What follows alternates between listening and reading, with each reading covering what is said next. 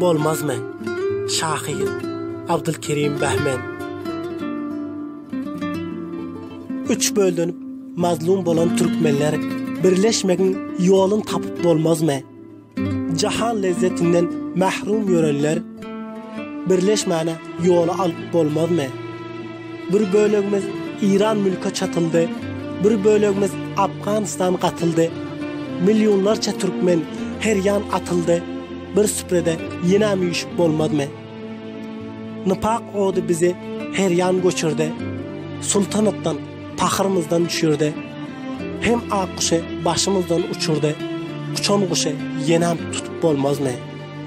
Taraz İngiliz şeken çakları üzsek, yayran govherlerimiz yeniden düzsek, Kuvanç suda yine mes bolup yüzsek, bul fikre yola salıp bolmaz mı?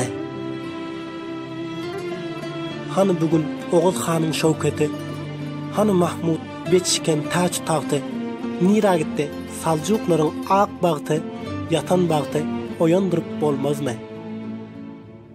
Türkmen ile nirde bolsa oyansa, alıp tiken yağlı güce dayansa, adat bolup cahanına kuvansa, bu murada piruz bolup bolmaz mı?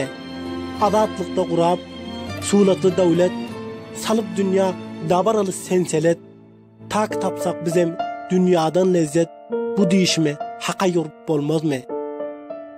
Direlense Türkmen sahranın güce, balha yeter tolkumlarının uce, şora taşlar bu Behmen'in her mavce, bu Türkmeni güçlendirip bolmaz mı? Bu Türkmeni güçlendirip bolmaz mı? Ses Karavuli.